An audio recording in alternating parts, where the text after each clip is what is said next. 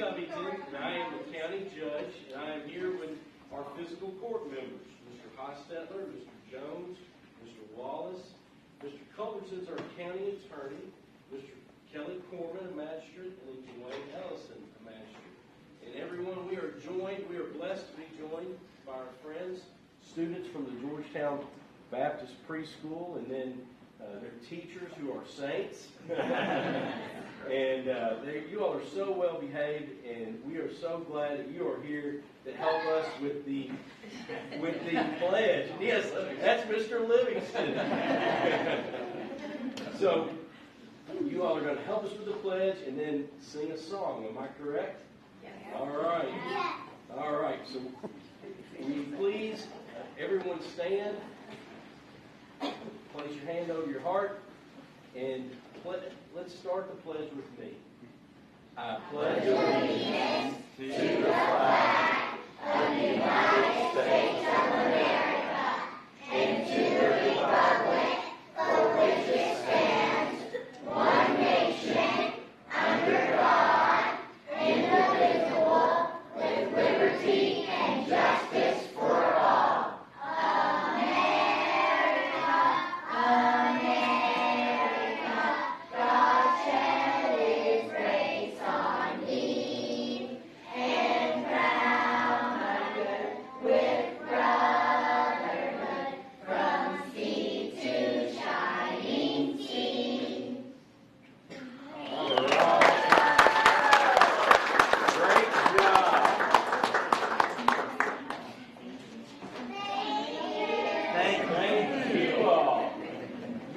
So great. All right. She's probably got it several. All right. You all did a great job. Thank you. And thanks for coming, and I hope you come again sometime soon. All right? Thank you all. Thank you, guys.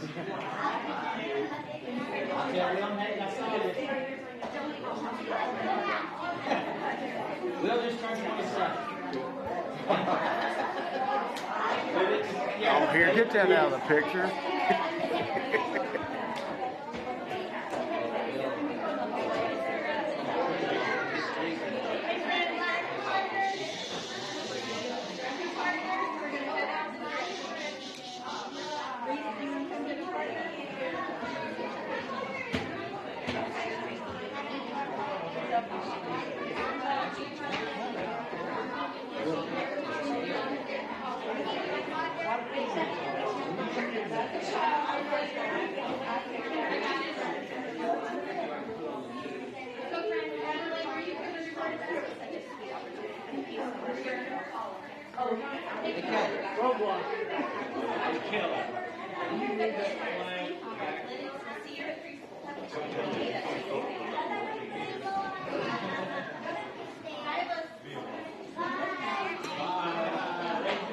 Good job, Kelly. That's a true American. Look like Donald Trump holding that flag.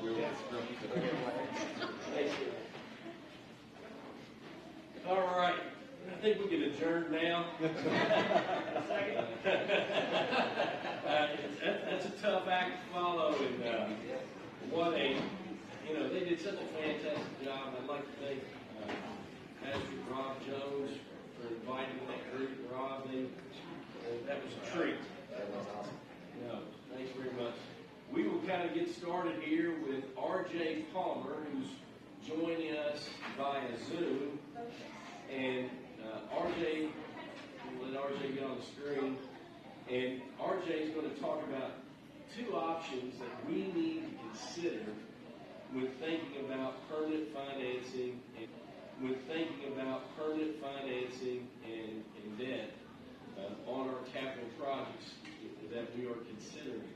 The Sheriff's Office, Clerk's Office Annex, and the EMS station primarily. So, RJ, I'll turn it over to you. Thank you for being here with us. Appreciate your advice and guidance. You're muted, RJ.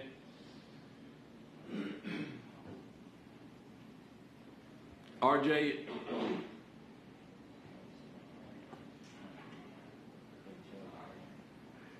let's wait 1 second, see if we can get audio.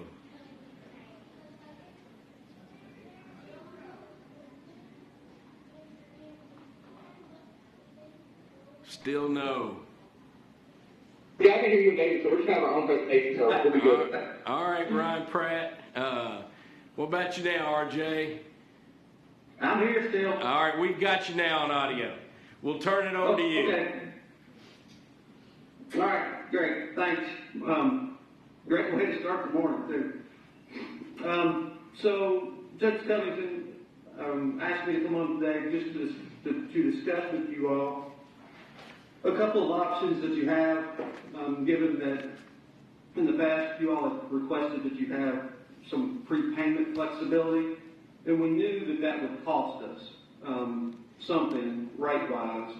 But I think particularly in this rate environment now, with rates rising, it's a little more challenging. So, and mind you that we made these calls to get these indicative rates prior to the most recent Fed increase.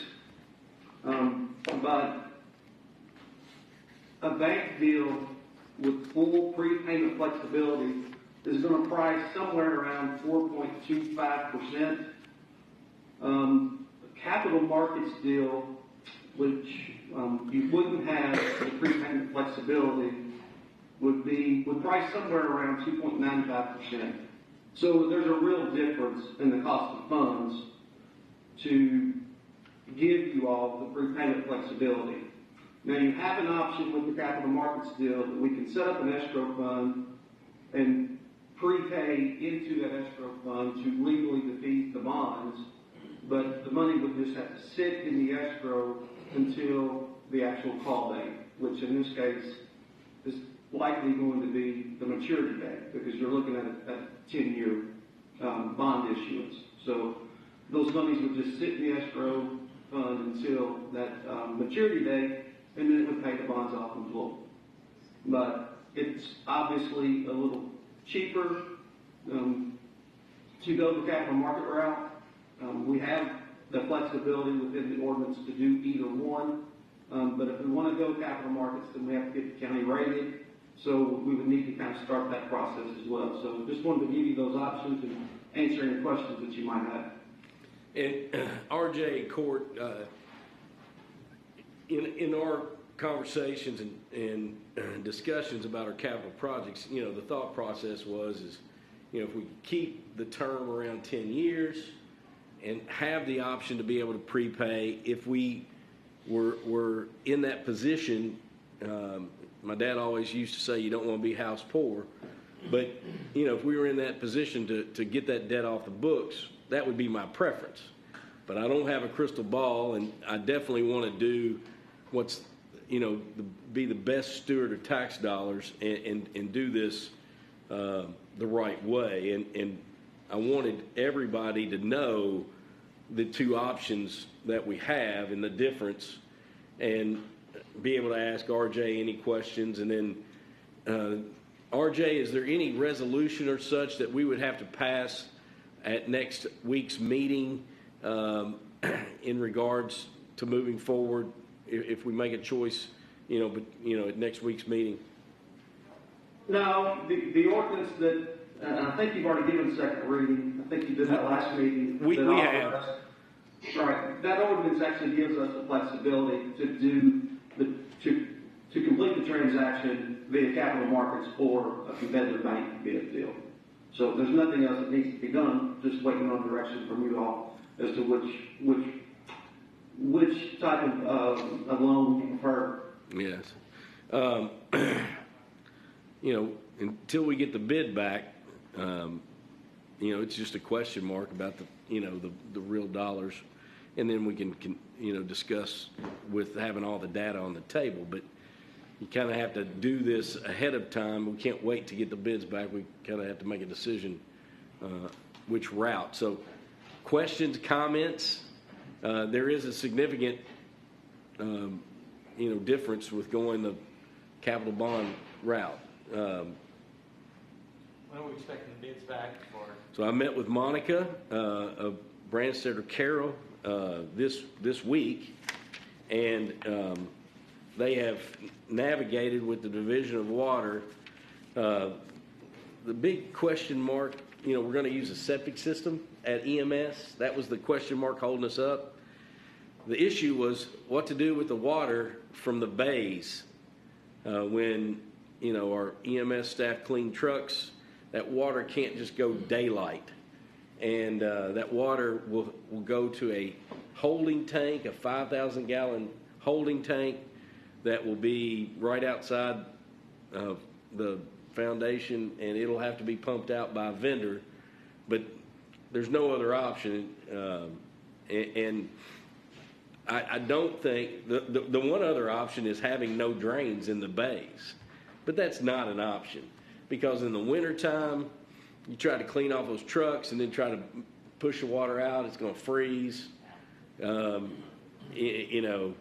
the target is to put an ad out on May 18th. That's the target. We've already authorized them, but the target is May 18th. Bids would be due June 20th, 2 o'clock. They are planning on having a pre-bid meeting on June 6th, 2 o'clock in the courtroom here. So that's the timeline. I think between now and Friday, we need to be able to tell RJ which direction we need to go. And RJ, if you could just, and you might have already done this, but if you haven't, if you could send us just a simple email with what you just shared, and I'll distribute it out to the court, and then we can try to make a motion to go in one direction or the other on Friday at our next meeting. Does that give us plenty of time? Yes, sir. All right. Any other questions for RJ? Rob? RJ, could you explain if we go the capital market route, we'll have to get bond rated, correct? That's correct. So we would go to Moody's Investment Services, in all likelihood, and ask them to rate the credit of the county. It's similar to our individual credit scores, but that kind of indicates how the bonds would sell in the capital market, and you're going to have a very strong credit rating because of the financial position of the county, and bonds will trade very, very strongly. But we have to have that in order to go to the capital market to achieve the best and lowest cost of capital for the county. It wouldn't take very long to do that. No. I'm predicting that our score's 850. No, absolutely. So if there's no other questions, we'll look at that email. Everybody kind of has this on their radar now, and we can move forward. RJ, thank you, and have a great Kentucky Oaks Day. Thanks. All right. Appreciate it. Next, Don Hawkins is with us. And Don, thank you for being here. We're going to pass out, I sent this out by email. I think they already have copies. Here's a copy for Kelly, a copy for Dwayne, and then Cam.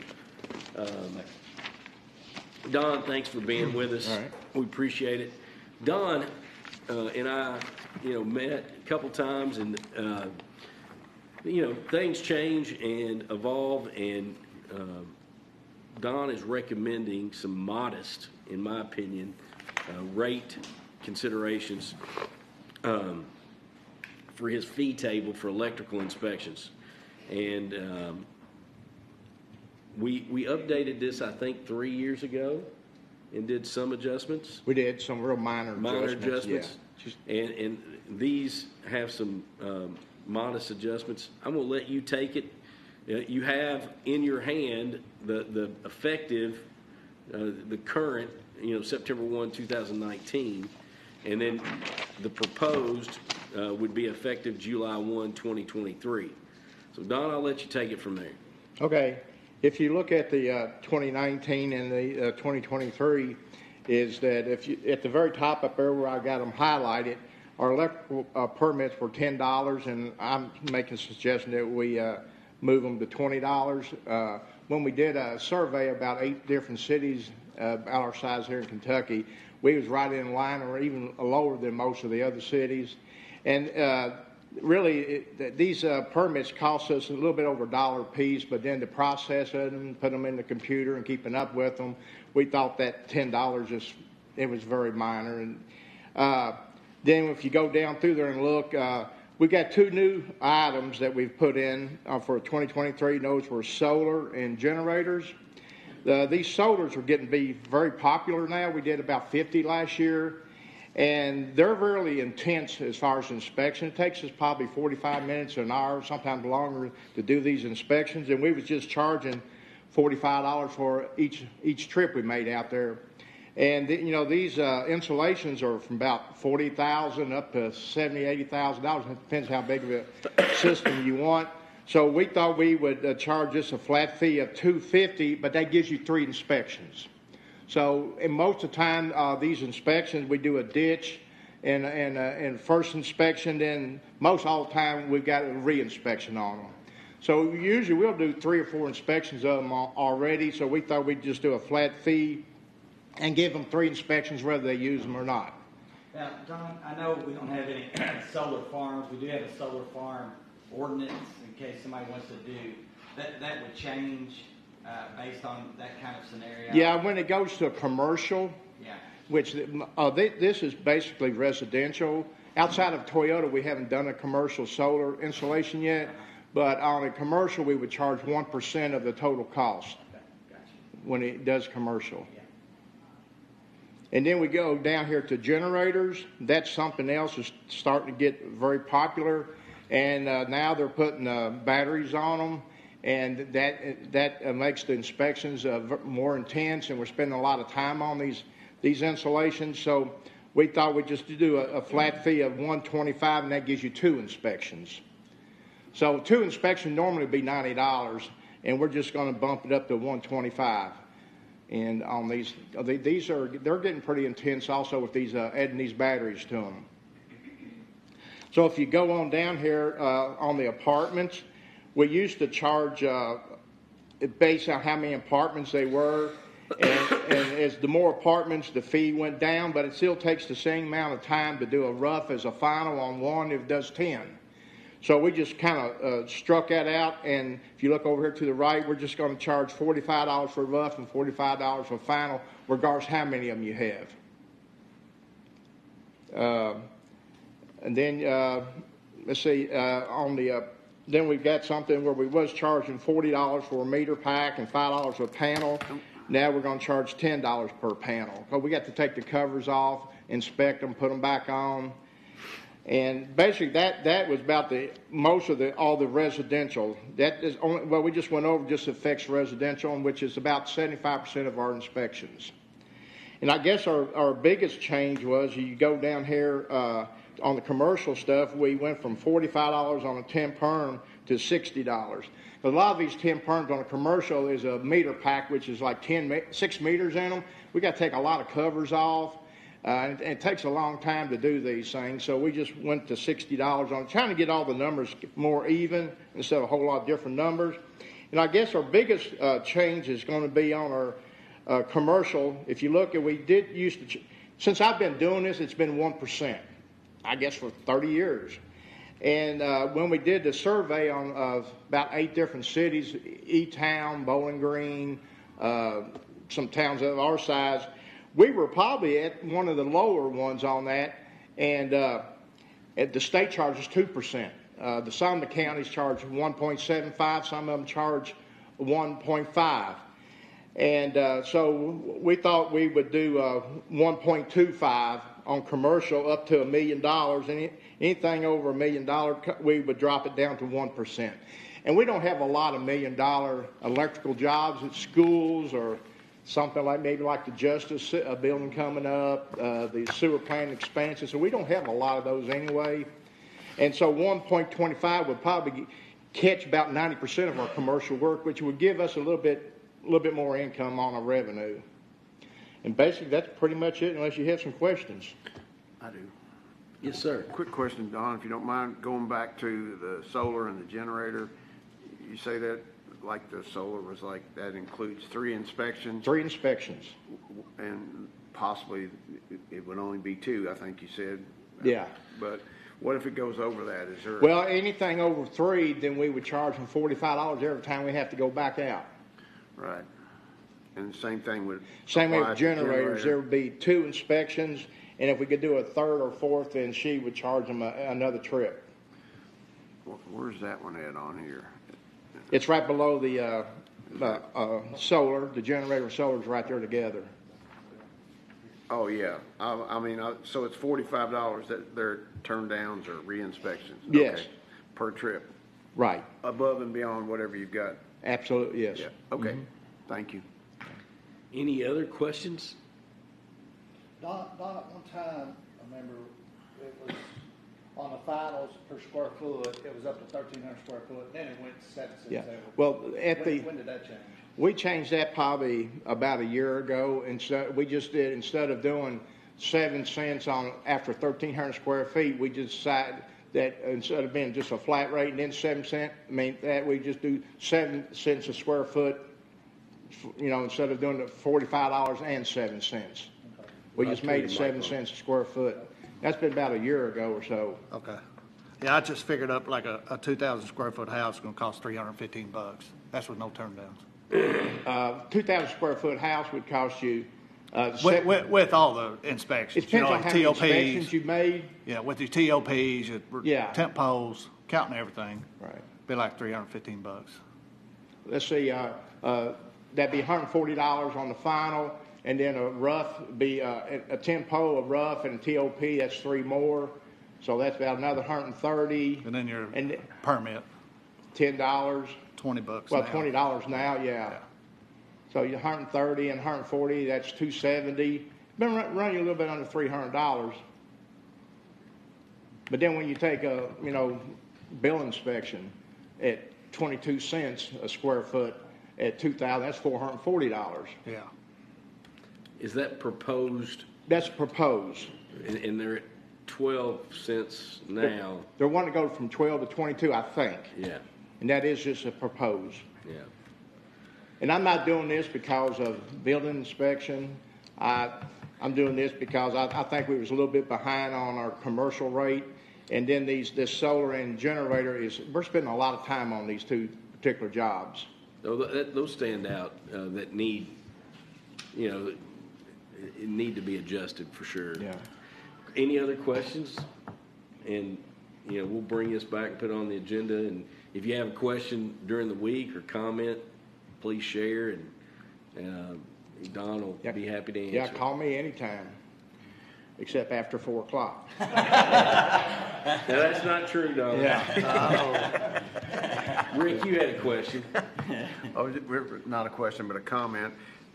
Somebody asked earlier about last time we did anything. Of course, we got the one from September, but I believe before that, it was a number of years. I think 2004 was the last time we did one before 2019. Right. I remember Yeah. thinking, so I just throwing that out there just for your thinking. I don't know, compared to my bill, it seems like it keeps going up and up and up. I don't know what's going on. Yeah. But like I said, on the residential end, which is about 75% of our inspection, it's outside of the solar and generator. We're only talking $10, $15 on it. I was gonna say, the last time I did one, I think with Larry Rice, I mean, his was just like straight 250. Yeah. That was for everything. But that didn't include the permit. Yeah. I still had to go somewhere else and get the permit. Yeah. Yours is all in-house, you do everything right Right. there, so, which is a good thing, makes it easier. Thank you all. Yeah. I guess plumbers don't. We'll bring this back, and if you have any questions between now and then, Don, thanks for being here. Okay. Joe Kane, if you'll step up, but we appreciate you and Cam working on the buffer zone text amendment. You had a committee put together, and Rick and I and Dwayne participated along with several other folks, and Cam put together the summary. But could you just give us the highlights and the rationale, and then Sure. y'all can ask any questions. And this was shared with you all on email. Yeah, I didn't bring any extra copies, so, yeah, this was initiated by the Soil Conservation Service. They came to us with a laundry list of things they'd like to see in the comprehensive plan. And this is one thing that we could accomplish without, having to wait until the comprehensive plan was done. So they asked that we look at the landscape and buffer requirements between new development and ag land, active ag land. So we're proposing, we formed a committee, they had some members on it too, Planning Commission had members, and we're recommending with this text amendment that we increase the buffer requirement between new development and existing A1 ag property from 15 feet to 50-foot setback.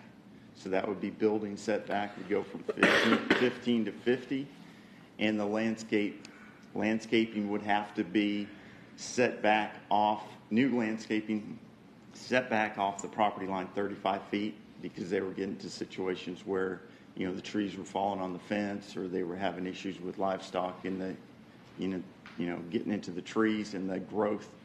So 50-foot setback, trees setback, and then the new fence is going to be a 6-foot high no-climb fence required.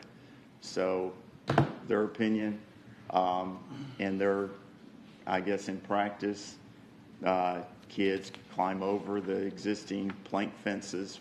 They're typically 54 inches high, so 4.5 feet. Dogs can jump over them. So they were really pushed at 6-foot high no climb fence. So the new requirement will be 50-foot setback, new landscaping setback off the property line, and a 6-foot no climb fence. And this really is for that boundary between city and county. So when you have city, these small lot subdivisions grown right up to the county line, that's where that buffer is going to be required. So they can use that 50-foot for, stormwater, for trails, for just open space for the subdivisions, but they'll have to factor that in when they design the subdivision and come get that approved. There will be an option currently for this to be waived by the adjoining property owner, and that's in our existing regs. We have the Board of Adjustment or the Planning Commission. They can ask for waivers.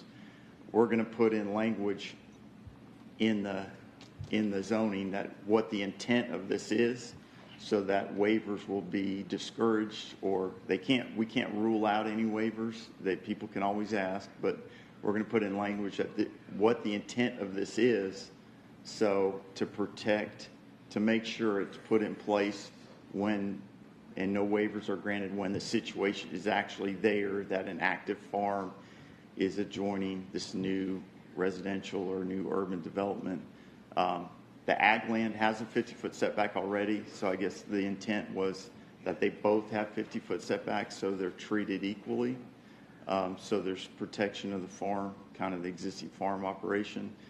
And this is for new subdivisions, so they can plan into the design of the subdivision and factor that in when it's initially proposed. Question, comments? What do you mean by a no-climb fence? Like, when you say that, is that a privacy fence? Or is No. that a 4-plank fence with barbed wire in between? Or a mesh fence? What are we talking about? It's a diamond mesh fence. It's a wire fence, like a farm fence. Harder to get your toes in. Yeah. I mean, It's I know either what a it is. diamond or it's smaller openings, so you can't But you climb can see it. through it. Yes. Yeah, But- it's not a privacy fence. But it's only adjacent to A1 properties, or A1 properties that are actually in farming, doing farming on it. Any A1 zone property. And if there's So an that's- existing fence there already, is that gonna be on the developer or the people building the house to take down say it's a climb fence?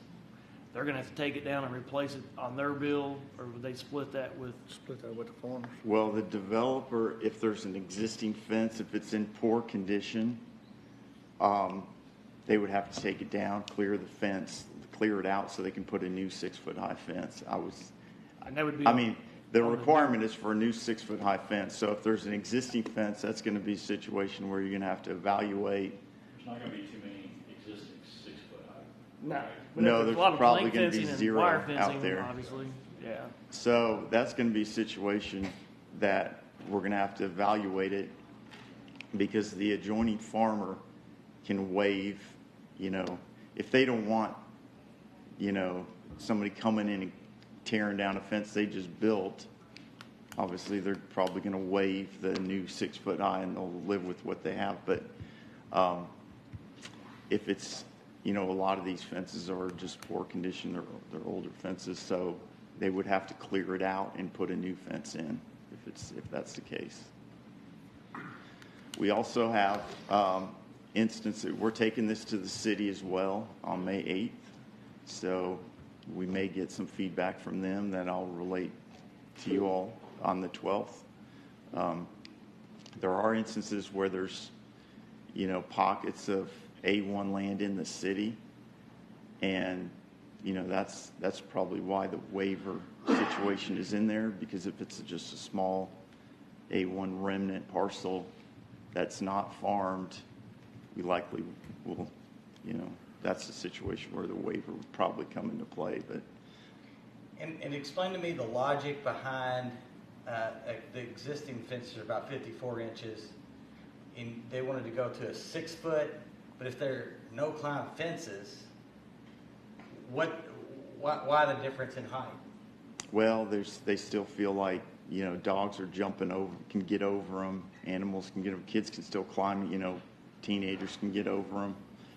54, you can jump a 54-inch fence can't if jump you're older. over 6 You not foot jump, but well, Now, it's Mr. much Wallace, harder to climb. No, I mean, I guess. think I understand. if they can, we need to sign them up for the track team. So What I'm that- trying to do is that we have kind of a standard of what our fence height is, kind of around, the county outside the city limits, and this is going to change things quite a bit. I mean, I'm not Only on new development. right. Yeah, this wouldn't be applied to just your average, What's the current, somebody out in the county putting a fence up. where do you see it being consistent? Oh, Right now. well, like, what are they, 54 inches? You're just saying, just a general question. Yeah. But everybody uses different stuff. Yeah, right. But most farmers don't have privacy fences around their, bound around their. But this yeah. isn't privacy, it's Yeah, just, no, but that's about that height. yeah, Is where I'm talking about. yeah. What I'm trying to do is, ultimately, that cost is going to be back on to the developer and to the buyer, and I want to make sure it's justified. But after a period of years, it comes back to both of them, whoever develops plus the farmer, right? Well, They have to share that cost, as the farmer's gonna be Well, willing to share that cost years later. If the developer puts it in a common area and there's a HOA, then it'll be Maybe get it rolled up dispersed. in that. Yeah, but, There's a lot of retention line areas in which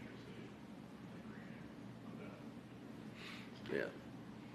Yeah, I mean, I think if that's a high point of the development, that's not going to be an option. But yeah, if it is lower, you probably will see some of that. I guess the one thing I don't understand is maybe the waiver issue. Why have the waiver if you're gonna do it anyway? Well, I mean, Might as we're well not just- encouraging the waiver. It's just written into our zoning ordinance, the option to ask for a waiver to any regulation. So it's not, and then the language, there is language in there specifically in the buffers that A1 property owners can always waive the screening requirement. Rick? So I was in on most of those discussions, and maybe it'll help answer some of the questions.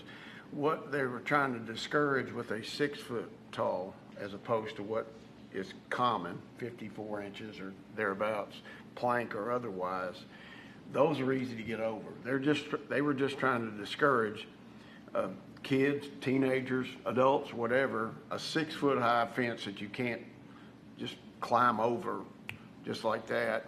They were trying to discourage that. They're trying to keep people off their property, kids or whatever. Away from livestock. And That was the big thing. That was the big thing. They were trying to keep them away from their livestock, horses, cattle, whatever it may be. The other issue with the 50-foot setback, and I'll use this as an example. It won't apply because this is already developed, but right across from Stonehenge, there's an active farm just north of all of those homes that have been built, and there's more homes coming. But this won't apply there because they're grandfathered in. But so in that application, everybody knows where that's at. It's just north of the courthouse here, a couple miles. They were also concerned about with that big setback, if they're spraying chemicals for weed control, whatever it may be, they're going to spray right up to their fence line. They didn't want any overspray killing stuff in people's backyards, essentially. So they were trying to think of all of that kind of thing, and keeping themselves, so to speak, it's not a good term, but isolated, keep folks off their property, allow them to farm, but they're going to farm and allow those folks to live there. You know what I'm saying? They were. And kids back can be in the backyard and spray that stuff too. All of that. Yeah. And then if you had a chance to read all through that, one of the things too was in that setback area, they can't put any buildings. Like I think we even talked about not even a little shed to keep the mower in or anything. They just wanted to keep that where it's free and clear so people aren't really out there because of all that activity that could be going on the farm, mostly in the summertime, but whatever, so. Just that subdivision he's discussing, you know what we're talking about. So that would have took out that whole row of houses on that one side next to that farm. With all the setbacks, that whole side of the street wouldn't have been built. That developer They would would have have probably lost. They would have just moved 50 feet. They would have. Yeah, but they would have probably lost 30 houses in that development, you know what I'm saying? That's why Well, we do it now. And it's They would going have had to forward. shift things around when they first It's laid part of it out. developing. It's part of developing. They'll have to count that cost when they decide to. Now, so I can see, like, talking about the waiver, I can see like horse farms, where they already got the double row, Yeah. saying, no, don't put up another fence, leave mine. So I can see a waiver situation, right? Would that be something where a horse farm, they probably wouldn't Yeah, want that. yeah, the farm operation could ask for fence So not if they to be did a built. waiver on a fence, would that also give you a waiver for the setbacks too, or no? No, Just the the fence? setbacks would still apply, yeah. Yeah, and speaking to the waiver, I like it that what Joe has said is they're gonna, basically it's gonna be set up to discourage the waivers. And I agree with that because of, and I'm a private property rights guy, but that property, you can't pick that up and move it. But when we set new regulations and guidelines, that changes. So if somebody says, okay, I got this horse farm, and no, I don't want a 6-foot tall fence, so you give them a waiver, well, that's gonna stick. But that property is always, you know what I mean? Mm-hmm. So in my mind, those waivers and those applications would need to be a really deep discussion, thinking about the fact that, hey, that horse farmer's not always gonna own it, probably. But that land's always gonna be there. And then when you give a waiver, all of a sudden, you know, you've kind of broken down, you know, but Yeah. I'm not against the waivers. Don't Yeah, misunderstand yeah. me. I think generally the soil conservation people don't want any waivers, but we have so many, we run into so many different you've got unique situations. You have situations. to at least, have it in there. And we can't have the zoning ordinance with the regulations without an option for appeal, so. Sure. Because there are individual situations, like you just said.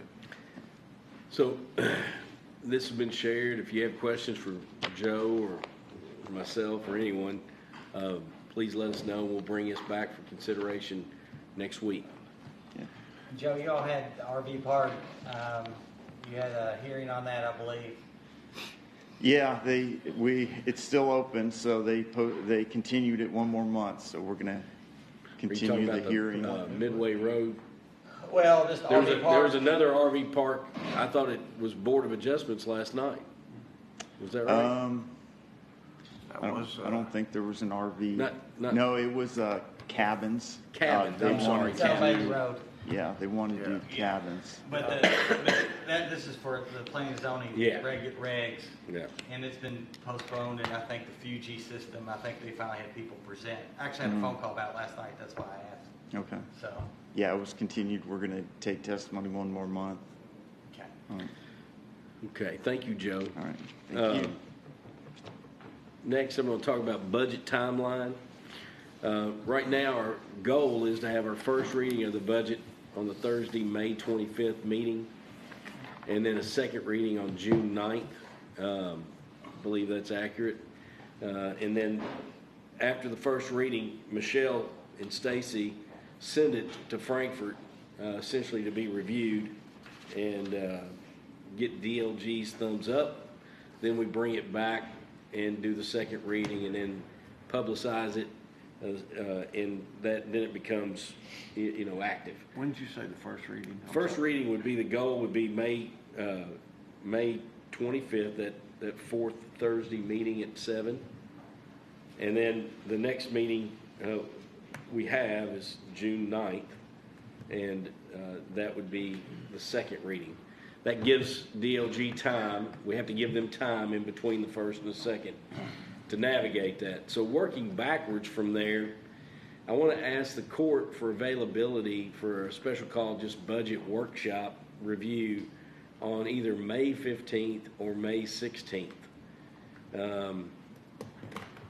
Any comments or issues with availability on either one of those dates?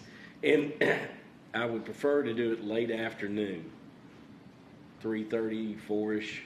Better on the 15th, because I've got schools getting used to elections, so. Oh, yeah, that'd be a bad day. No, and really 16th doesn't make sense to do it. Right. The 16th, we could still do it on the 16th, but if May 15th, Afternoon on the 16th, yeah, if May 15th work for everybody? I think so. Yeah, I can do it. David, Because did you have a What time? 3:30-ish? Yeah. David Livingston, do you have availability on either one of those days? You had emailed back about. As long, if I can join by Zoom, I'll be fine. Yeah, we can do that. Ryan, 15th work for you? Yeah, 3:30 on the 15th, I can be there in All person. right. Cam, what about you? That's fine. All right. Any other conflicts? So we'll set it at May 15th, 3:30. The 16th would be kind of hectic all day Yeah, down so here. the 15th is really better. We'll shoot for the 15th. Budget committee is going to try to meet either Monday or Tuesday, and I'll confirm that with them for our next meeting. But let me talk about some of the conversations that we've had. Of course, we've met with department heads, constitutional officers. We've gone, through every line, and some of the big picture things that we're looking at on compensation is, I'm just going to read some highlights. The addition of pay steps or tiers for employees reaching 2.5, 7.5, and 12.5 years of total service credit. Currently, there's only a 5-year wait before reaching. There's a 5-year wait before reaching the next tier, and the addition of new tiers should support our employee retention efforts. Our current median length of employment is right around 5 years. The cost for that, to add that, is about $120,000, just to give you an idea. But we really think it's needed. Your new employee will see a bump at 2.5 instead of 5. And we had to start somewhere when we started with this compensation adjustment, but we really think there's real value in that. The existing pay tier adjustment costs for employees with 5, 10, and 15 years of total service credit. We have to adjust that. That's around $37,000 just to do that. We have some pay compression with staff and supervision positions in EMS and EMA.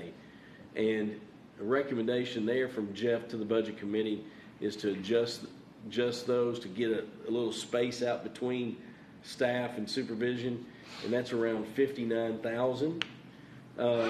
we are proposing, our fire and law enforcement, sheriff's office have a training incentive program through the state. EMS does 150 hours of training annually, but they have because we're not fire-based, they don't get any training incentive. We're proposing a $3,000 per employee for 150 hours of training incentive. And we think that would be very positive and would help with retention as well. Now, there's 4 staff members that are, and Chris helped me, certified paramedic or critical care paramedic. That instead of the 3,000, they would get a 4,000. It's to incentivize that level, and you'd only have 4 of those, right? Sheriff's office pay adjustment, looking at our medians, looking at cost comparators to other size communities.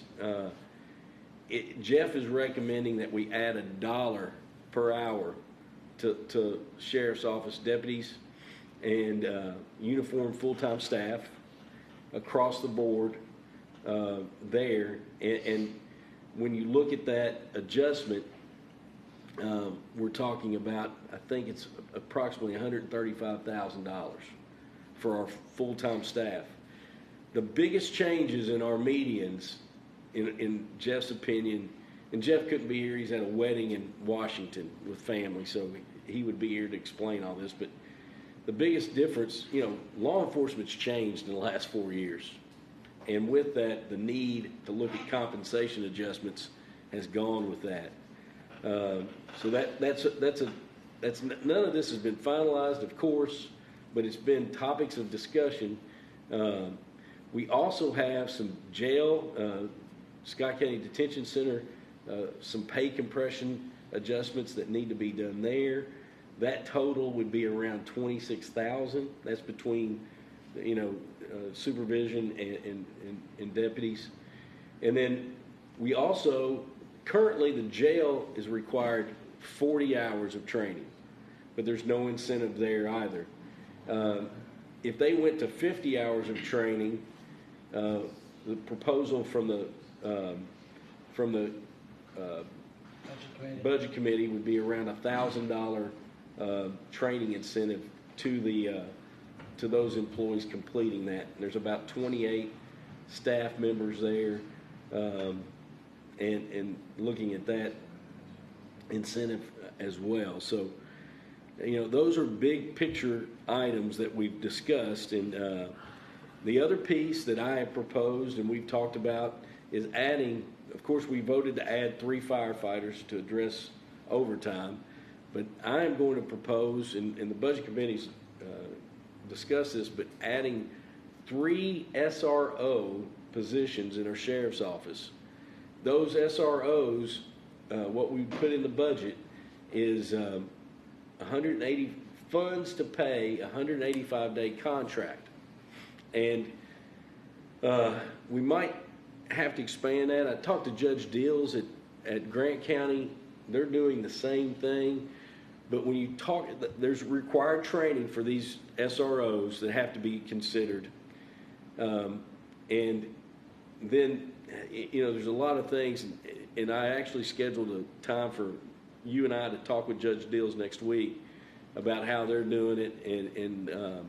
But the cost to add just a 185-day contract, and we'd be shooting to hire retired law enforcement.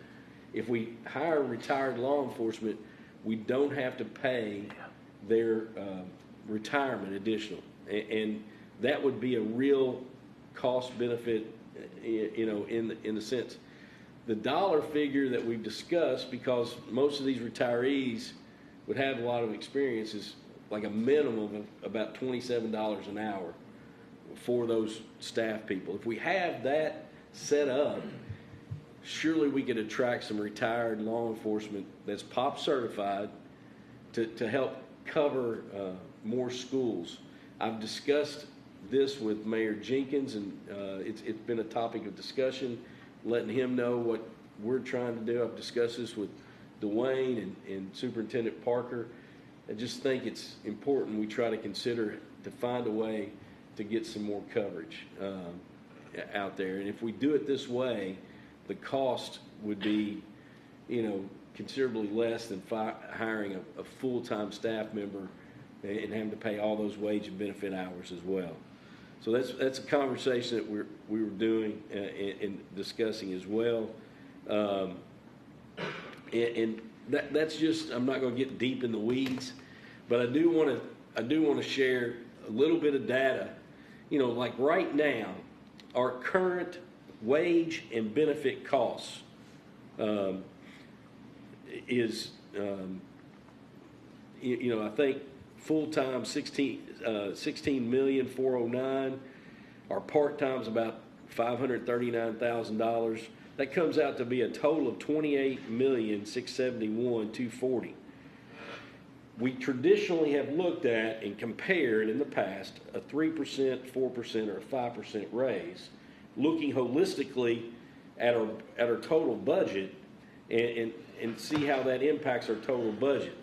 So if you went to 3%, your total expenditures would go to about $29,400,000. If we went 4%, it'd go $29,600,000. And then if we went to 5%, $29,890. It'd be $29,000,000.8.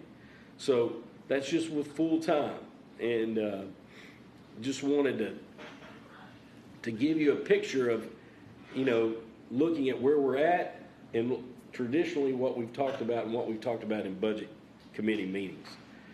So on the 15th or before the 15th, we'll share data with you all. I was hoping you were going to say before. Yes. And we'll share data with you and try to go down through each department and, just to give you an example, looking at budget requests from departments and then talking about the highlights of what changes are in those budgets.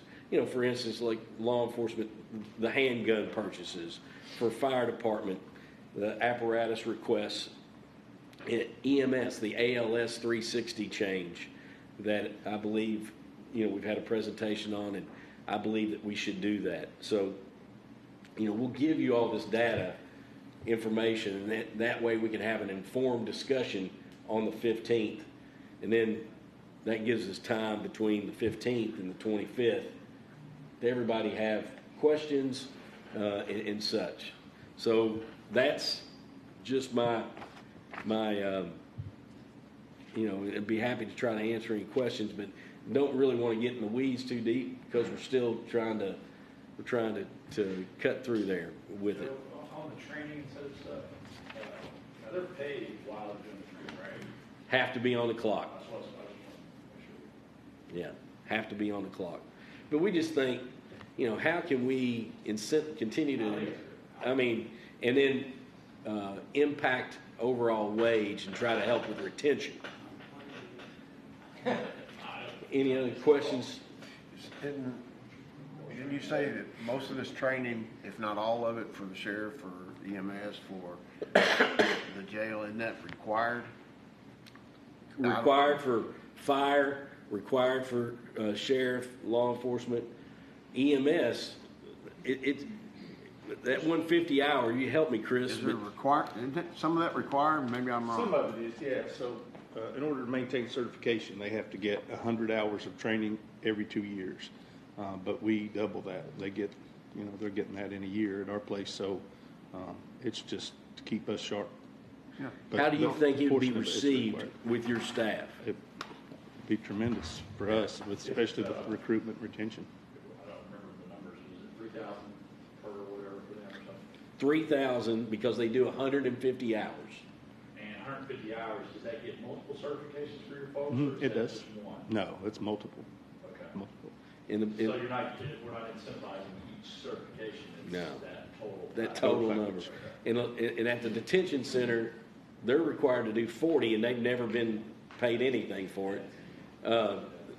Add 10 more hours to get it 50 and give them 1,000 as compared to 150 for 3,000. Did you say the 40's required? 40's required. And then how much is the sheriff or police? 40 is the minimum. We try to do as much training as we can. Sure. A lot of them do. Oh, no, I'm not opposed to it. I just, kind Yeah. of. Well, the SROs have to, now, by law, they have to have SRO training. And SRO 1, SRO 2. on top of that first, by law. And the state sets that incentive amount. We have nothing to do that. And we just feel like this is something that we can navigate in our budget. So, that's been a conversation piece for some time. Sheriff? Speaking about adding the SROs, which is a great thing, we need to think about if we do that, we're talking about the vehicles and the budget, they're going to have something to drive. That vehicle is a great deterrent sitting in front of the school. Now, several of you got an email from us. We've upped it from getting rid of 6 vehicles to 8 at this point. And so, the more we get, the better off we are. And please know, like, Sheriff and I talked back and forth. Y'all know me. I want to share everything with everybody. I said, Sheriff, if you feel strongly, send an email out. I said, you're not hurting my feelings. And I think that's the best way to do it. And that'll be something a recommendation that comes from the Budget Committee to the court. And, of course, the court can make whatever recommendation. We could put them in the older vehicles that we haven't sold that we would normally use as pool cars, but we still need a minimum of 3 to 5 pool cars. We have 4 Tahoes in the shop right now, newer Tahoes, water pump, transmission, rear end, starter. I mean, it happens. So, Well, questions, comments? So Judge, we need to discuss this because the court needs to know, is our discussions in the budget about the SROs, is that the state law with the SROs being in schools, that falls onto the school's responsibility, not the fiscal court. And so some kind of relationship or some type of contract needs to be worked out with the school system. I've talked to Superintendent Parker and discussed that concern. And, Superintendent Parker's response was, I'd love to help. I'd love to do it all myself. But the funds that we have, we are struggling to cover certified teachers and such. And I understand your concern. It's my personal opinion that if we can do it, that we should try to do it, because it doesn't matter, if they're inside school or not. I think it's our duty to try to help with public safety, and that's just my 2 cents. Yeah, but just understand that's being discussed, as well as that affects the vehicles if that's the direction we go in too. So there's enormous cost that by law that falls on the school system to provide those folks in there. Now, from what Unfunded mandate. I get it, but you all have a bunch of those, if I'm not mistaken. So my understanding, you all, if we paid a retiree $75 an hour, I'm sorry, $27 an hour, not 75. You ready to retire, ain't you? I'm going to retire and take that. What I was getting at, a retiree at $27 an hour would be around $45. Now, that does not include the required hours for training. 1,000. I don't know. I mean, I haven't clarified yet if they. Well, but what if Chuck they have Dills, to. Did he say they would Chuck qualify Dills for the says club? if we can get them to where, through their training hours, where they've averaged out so many hours, that they could get clipped. Okay. So that would help. But it's around 45,000 what Jeff is estimating at $27 an hour, and that's 185. But But that's clip would 5 come from that's- the state. That's though, 5 right? days Yeah. before and 5 days after. We'll have to add in time for training. I just grabbed a number to share with you all. And Chad, I understand the concern. The other big picture piece of this is there is hope that the legislature comes back this session to fund the mandate. And there has been discussion about funding for SROs from the state legislature. Of course, we can't depend on that, and we can't make decisions on it. But I do know that if something ever happened, and having a POP certified law enforcement officer on campus is the best opportunity to address an issue at campus. For those of you that follow our Facebook page, our guys do a great job of going out to our schools, especially the elementary schools, interacting with the kids. Everybody just loves it. It's a good thing. The kids love it, the parents love it, the teachers love it. And they all, when we're at one school, they'll see it and they'll call, another school will call and say, hey, can you come and do the same thing? And we do it the best we can with the manpower we have. But obviously having more SROs is just now, a proactive help me understand approach. this, because we pay for 3 right now. Well, we have 3. We have 3. I thought this, yeah, okay. We have 3. The city has 2. Is that right? That's correct. But now Joe will be going to full-time So DARE. that was my question to you. Joe transferring to the grant position with DARE is going to be in schools. That opens up an SRO position. It opens up, and I would ask you to consider, instead of us filling that SRO position with a full-time contract, that we look at the 185, right, and then have 4 185s instead of 3, we would save money on that. The only thing is we would lose 1 road deputy. We'll have to talk about it. Yeah, but Yeah, I mean, and I don't want to put. No, we can navigate that. I'm sorry. Yeah. So our goal was Joe goes to full-time DARE, we replace him, then we have essentially 4, but he's full-time DARE. And a part of that grant is they're going to audit, and they're going to want to see that he is hitting all of 5th grade and all of 9th grade. So, yeah. That's so important, and we'll stop that. Like if there's not any other questions, and the last thing that we've got to navigate is our cap. Like we have a significant capital plan that is new to our budget, but it has to be accounted for. And Michelle is correct that you got to put it all in there and show it, and then you have to show it how we're going to compensate and pay for it, allocate funds for it.